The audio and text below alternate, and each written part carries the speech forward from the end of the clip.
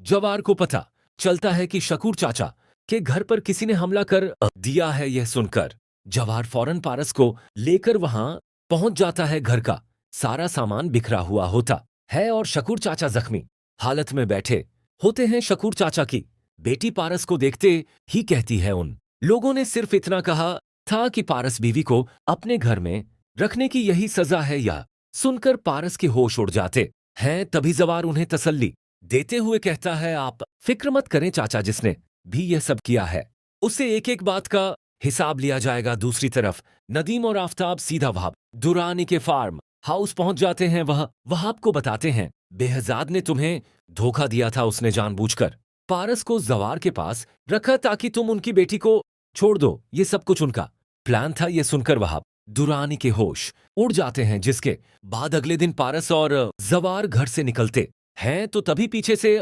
नदीम वहाब को कॉल करके कहता है, यही मौका है, पारस और जवार को किडनैप कर लो। वहाब दुरानी फौरन अपने बंदों को हुक्म दे देता है। जिसके बाद जैसे ही जवार और पारस गाड़ी में बैठकर वहां से निकलते हैं तभी अचानक वहाब दुर्रानी के बंदे उनकी गाड़ी रोक लेते हैं। वह फायरिंग शुरू कर देते हैं लेकिन जवार भी फौरन अपनी गन निकाल लेता है और उन पर जवाबी फायरिंग करता है। कुछ ही देर में वहाब के बंदे भाग खड़े होते हैं और जवार पारस को सही सलामत घर ले आता है। जिसके बाद वह घर पहुंचते हैं तो सिकंदर अपने रिसोर्सेज का इस्तेमाल करता है। तभी सिकंदर जवार को बताता है कि आज के हमले के पीछे भी वहां दुरानी ही था। जिसके बाद जवाहर अपने आदमियों से तहकीकात करवाता है। कुछ ही देर में उसे पता चल जाता है कि आफताब और नदीम वहाब दुरानी से मिल चुके हैं। ये सुनकर जवार तभी आफताब के घर पहुंच जाता है। जिसके बाद वो फौरन उसका गिरेबान पकड़ लेता है और कहता है,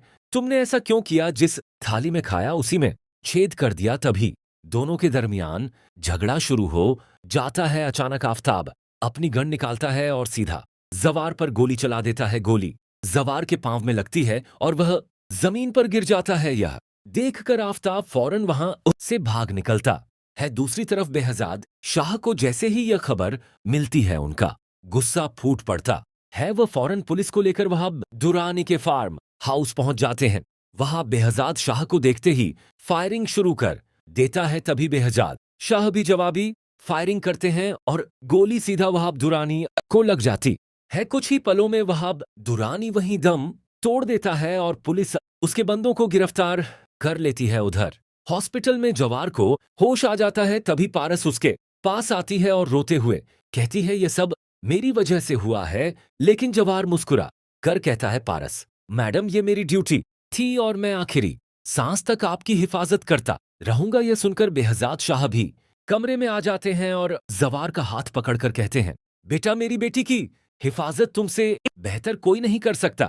अगर तुम राजी हो तो पारस से निकाह कर लो। तभी पारस शर्माते हुए हां कर देती है और अगले ही दिन मौलवी साहब को बुलाया जाता है। कुछ ही देर में जवार और पारस का निकाह हो जाता है। तो दोस्तों, आपको क्या लगता है, क्या वाकई जवार और पारस का निकाह इतनी आसानी से हो जाएगा या आफताब अपना बदला लेने के लिए कोई नई साजिश रचेगा? कमेंट करके जरूर बताएं।